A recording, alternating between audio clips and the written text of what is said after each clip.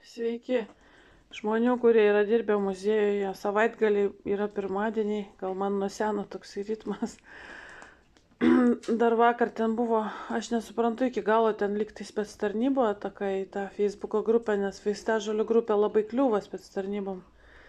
Buvo ir atakos per Komsomolskąją Pravdą Litovskąją.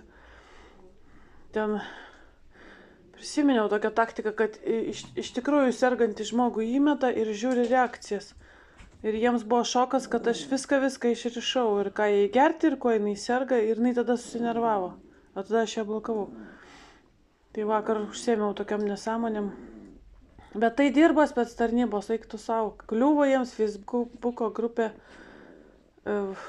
įmeta žmogų, kuris tvirtina, kad nieko nėra. Iš veido, jeigu kažką tai medicinoje rauki, iš veido matai, kas yra. Iš veido, arba vėžys, arba kepenis. Jūs man vėžį diagnozavau. Aš sakau, nediagnozavau, plaukai krenta prie vėžio. Nu ir prie kepenų. Prie širdies sutrikimo nekrenta plaukai. Tai va. Tai norėjo reakcijos, gal policija neturi ką veikti, gal nori kokių bylų sudaryti. Įsivaizduojat, kaip dirba. Tai va, labai pailsėjau. Bet žmogus jaunas, 30 metai, hepatitas, sakau, eik tirtis rytoj iš pat ryto, nes hepatitas, žinokit, per 2 mėnesius šabakšt, reikia karstą būti nusipirkus, kad su hepatitu vaikščiot. Tai va, tokia diena vakar keista. Tai grįžtam dabar prie įvykių.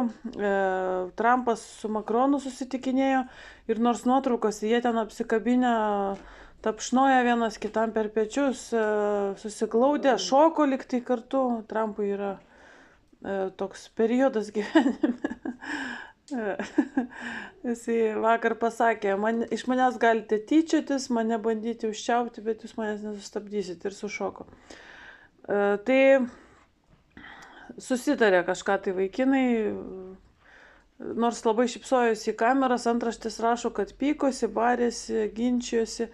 Galiausiai susitarė, kad Prancūzija siūs karius po taikos sdėlkos ir Putinas sutiko.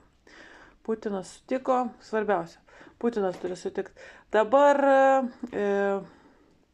Putinas žaidžia labai protingai, kadangi Zelenskis vis tiek nesirašo retųjų mineralų. Jisai tvirtina, kad jų jis ir neturi, ir jisai nemeluoja, tai beveik visos kasyklos atiteko Rusijai. Tai šiandien žiūrėjau Putiną ir Jisai siūlo Trumpui tuos mineralus kartu kasti ir Rusijoje, ir naujose teritorijose, tada pasitaisė istorinėse Rusijos žemėse, kurios sugrįžo į Rusiją. Tai jisai laisvai taip gali sakyti, kad ir kiek Slavos patriotai pyktų. Tai yra istorinės Rusijos žemės, ten visus tos miestus yra įkūrę rusai, Rusijos karaliai, Rusijos carai. Tai sako, va, tose teritorijose jos dabar sugrįžo į Rusiją. Mes pasidarysim bendradarbiavimą, mes labai būsim dėkingi, darbo daug, galės kasti kartu.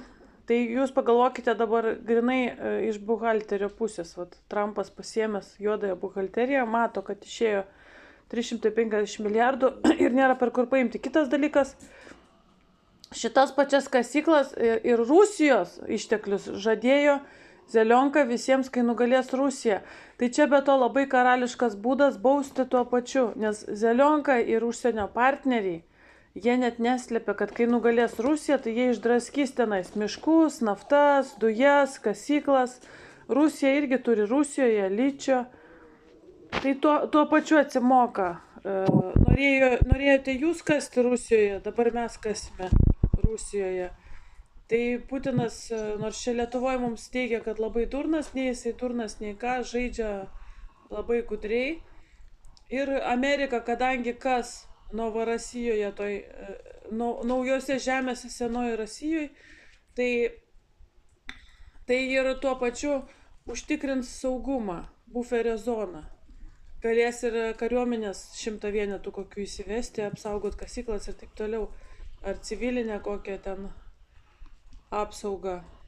Tai čia yra toksai žaidimas ir mes dar daugiau pasižiūrėsime naujienų ir pranešim.